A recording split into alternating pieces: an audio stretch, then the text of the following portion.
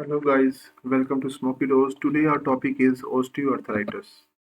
Introduction. So basically what is osteoarthritis? It is also known as the degenerative joint disease. It is by far the most form of arthritis. It is defined as chronic non-inflammatory condition characterized by progressive erosion of articular cartilage. You know, and there are many risk factors for osteoarthritis.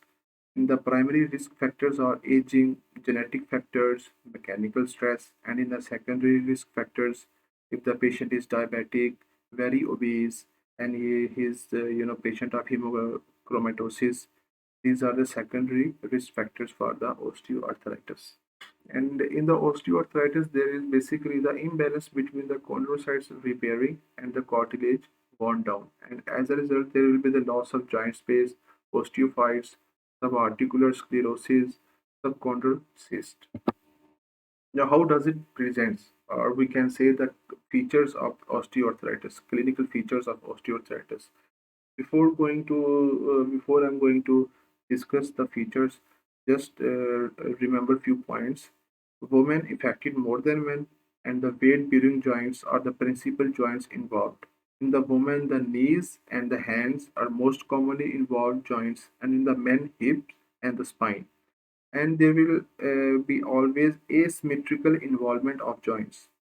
Larger joints are affected first, and in osteoarthritis, morning stiffness is less than 15 minutes. In osteoarthritis, the pain is always aggravated with activity and is relieved by the rest. And the most common symptom of osteoarthritis is joint pain. These are the some features which I am going to discuss. And there is the in the science you can say there is a restriction of movements. There will be the muscle weakness and the wasting of the muscles. Okay, in osteoarthritis, if we do the examination of hands, we will find the Herbandon nodes and the Bouchard nodes. What are the Herbandon nodes? These are the prominent osteophytes. What are the osteophytes? Osteophytes are the bony lumps on the either sides of the joint involved.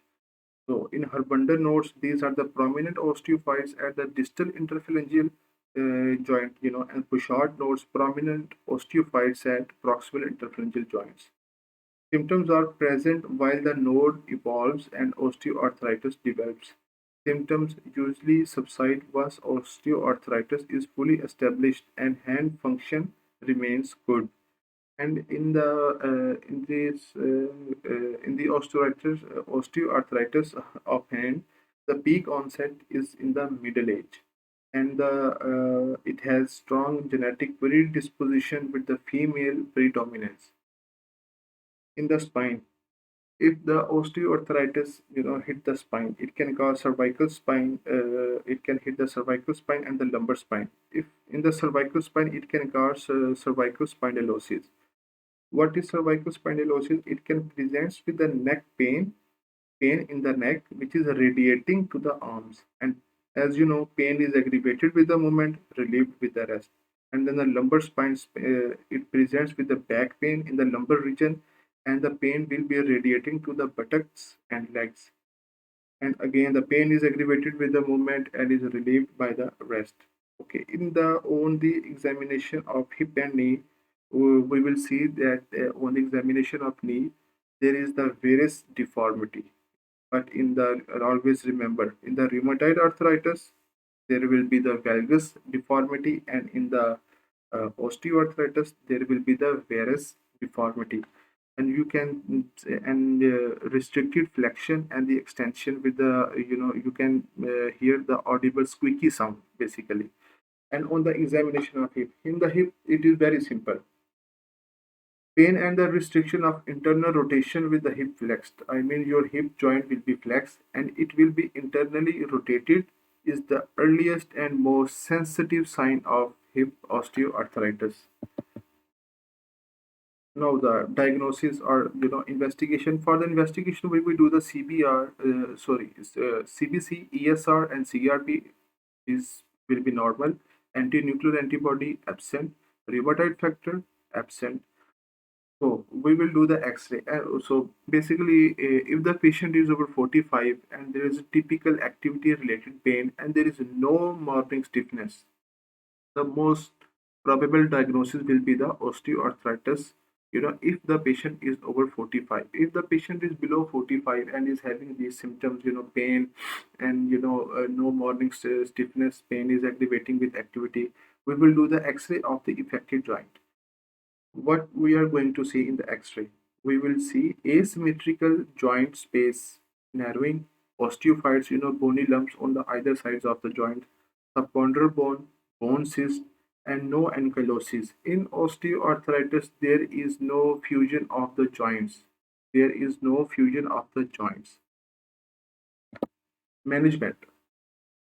We non-pharmacological management and pharmacological. In the non-pharmacological management,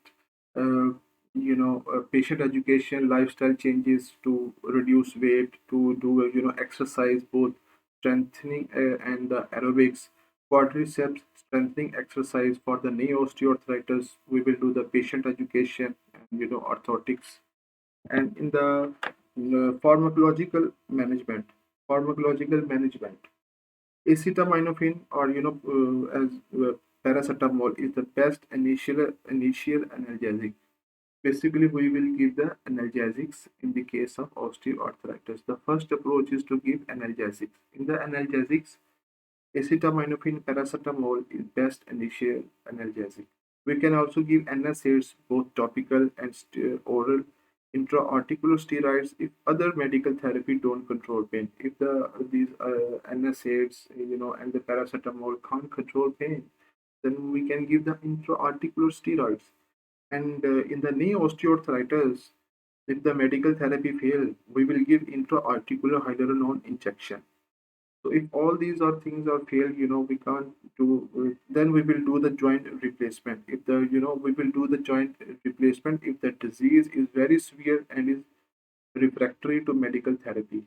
I mean, you are giving medical therapy, but it is happening again and again and again and again. Then we will do the joint replacement. So in the end, I just have MCQs. Let's say a patient named Zena, 19 years old, having osteoarthritis.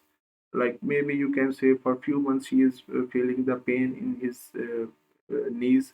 As you know, in women, the hand and knee joint are most commonly involved. So in this case, we say she is feeling pain, in his knee, which is aggravating with the activity, but there is no morning stiffness and is relieved by pain. So it's her first visit to hospital. Which of these medicines is used to treat osteoarthritis? So basically, out of the following medicines, which one of the medicine would you give to this patient to treat osteoarthritis? Aspirin, acetaminophen, corticosteroid injection, or all of the above? It's very simple. I hope you will choose the correct option. Thank you, guys.